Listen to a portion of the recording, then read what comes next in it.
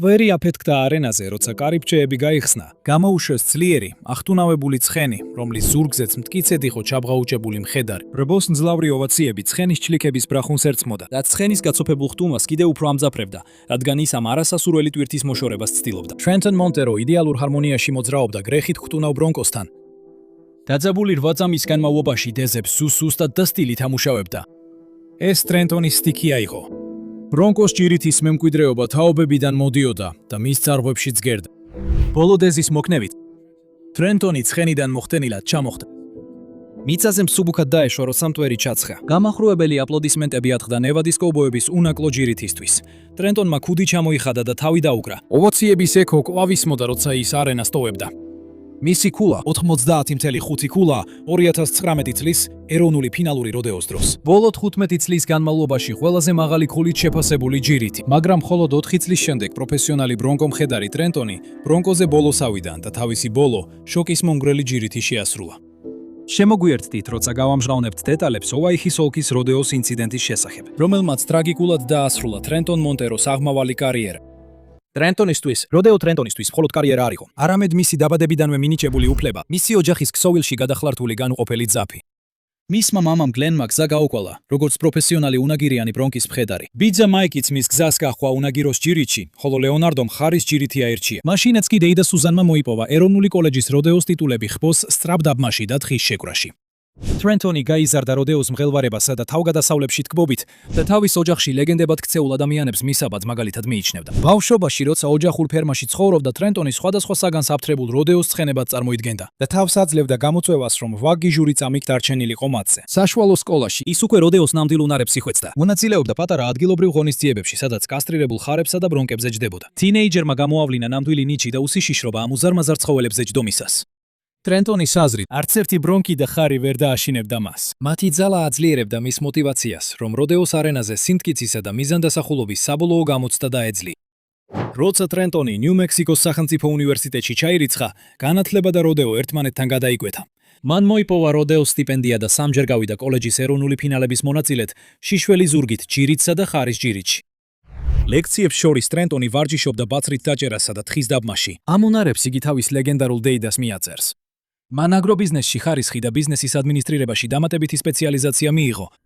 ეს არის მტკიცებულება იმისა, რომ როდეო აკადემიურ საქმიანობას არ ანაცვლებდა, არამედ ავსებდა. პროფესიონალად გახტომის შემდეგ ტრენტონმა მთელი ყურადღება მიუძღვნა ბრონკზე უნაგირო ჯირითს. მას იზიდავდა ეს ღონისძიება, რომელიც როდეოს ერთ-ერთ ყველაზე რთულ სახეობად ითვლება. მხედარმა უნდა შეძლოს ერთი ხელით ჩაჭიდება დამღლელი 8 წამის განმავლობაში. მაშინ, როცა მის ქვემოთ მყოფი ცხენი ყველაფერს აკეთებს, რომ მისი სხეული მიწაზე დაანარცხოს. ზალა, საჭიროა მოქნილობა და უნაკლო დეზის გამოყენების ტექნიკა, რათა დაეუფლო ამ ძაფ ცეკვას კაცსა და მხედს შორის. გამარჯვებისთვის საჭიროა გაუძლო უზარმაზარ ტკივილს და ამავდროულად ჯირითი გამოიყურებოდეს ელეგანტურად და ძალისხმევის გარეშე. ტრენტონისთვის არც ერთი სხვა როდეოს ღონისძიება არ შეედრებოდა უნაგიროთ ჯირითის მღელვარებასა და კმაყოფილებას. ის იყო მტკიცედ განწყობილი, რომ წარმატებისთვის მიეღწია, მიუხედავად უზარმაზარი რისკებისა. გატეხილი ძვლები, დაგლეჯილი იოგები, ტვინის შერკევები, ნევადის კოუბოი მენტალურ და ფიზიკურ განძლეობას ყველაფერზე მაღლა აყენებდა. ის თავდადებით ეწეოდა დაუღალავ ვარჯიშსა და მომზადებას, რასაც უნაგიროდ ჯირითი მოითხოვდა. 2019 წელს ტრენტონის სრულყოფილებაზე შეპყრობილობამ გარდამტეხი წელი მოიტანა. მის მეხსიერებაში ჯერ კიდევ ცოცხალი იყო ის ეპიკური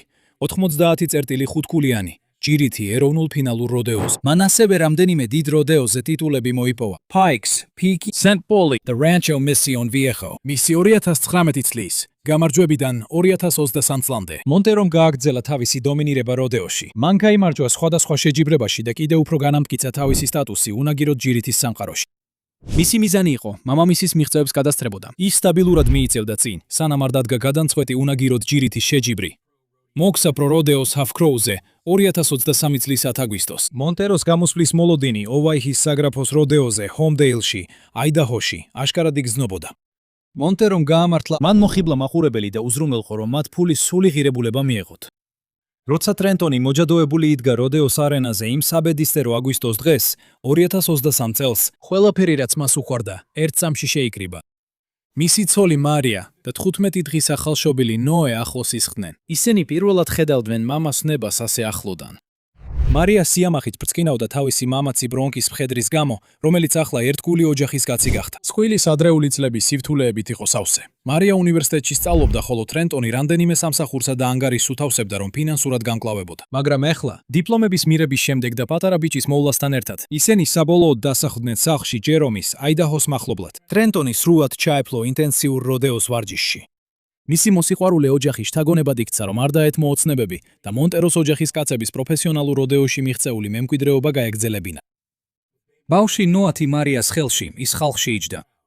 მოუთმენლად ელოდა თავისი ქმრის გამოსვლას. როდეოს არენა ენერგიით ივსებოდა, როცა ჭიშკარი გაიღო. არენაში გამოუშვეს ფიცხი ბრონკო, სახელად Midnight Rain.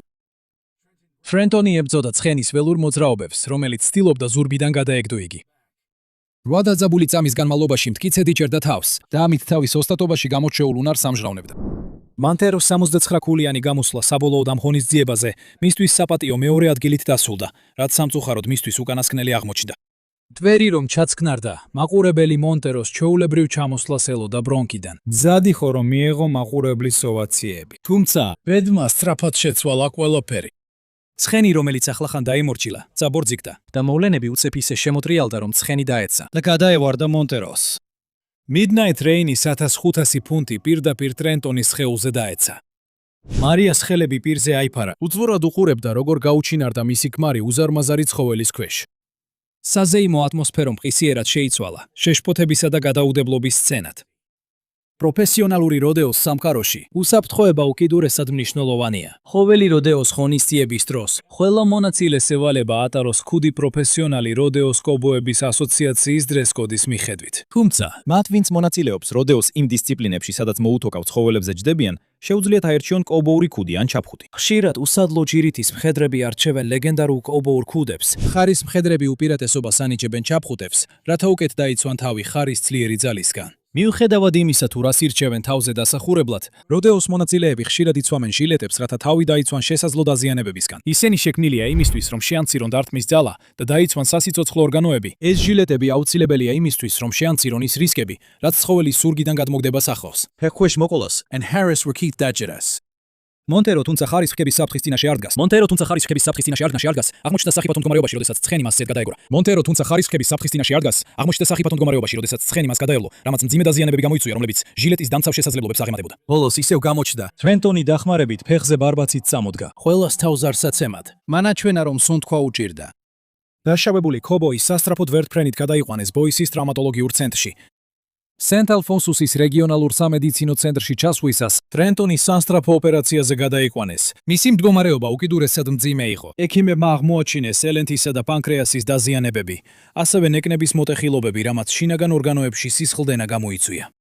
ერთ-ერთი ფილტვი ჩამოიშალა, ხოლო Midnight Rain-ის წონის ზეწოლან ტრენტონის მენჯი დაქუცმაცა და მკერდის ზვალი გაუტეხა. ყველაზე კრიტიკული კი ის იყო, რომ ცხენის პირდაპირ ტრენტონის ტანზე დაცემის შედეგად მას აორტა გაეხეთქა.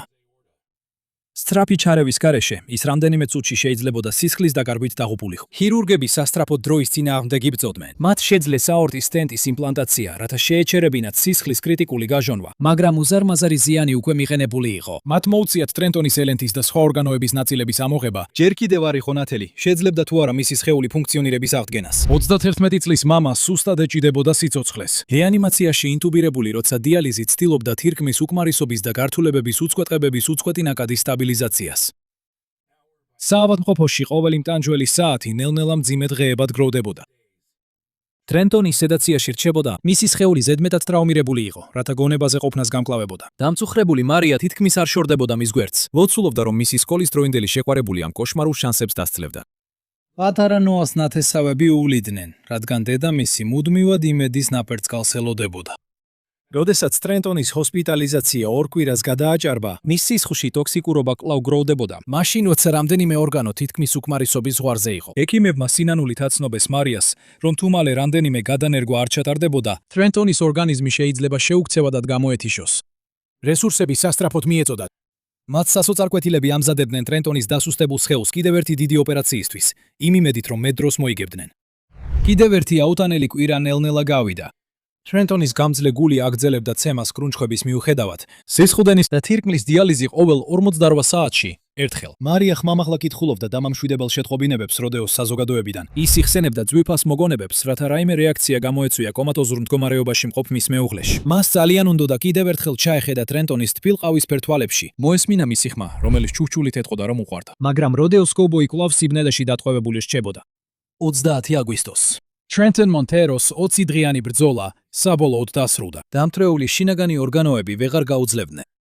როდესაც ტრენტონის ცოლი და ოჯახის სხვა წევრები მის საავადმყოფოს საწოლს შემოეხვინენ, გულის მონიტორზე სწორი ხაზი გამოჩნდა, მიუხედავად იმისა, რომ დაღლიუმა ექიმებმა ყველა შესაძლო სიცოცხლის გადამრჩენი ღონისძიება გამოიყენეს.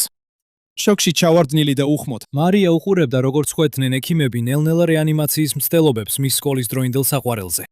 ტრენტონმა ნოას დაბადების აღნიშვნიდან მხოლოდ 2 კვირა იცოცხლა. საკმარისად ცოტა ხანს იცოცხლა, რომ ახალშობილი შვილი ხელში აეყვანა, სანამ მათი ძვირფასი დრო ერთად სამუდამოდ არ დასრულდა.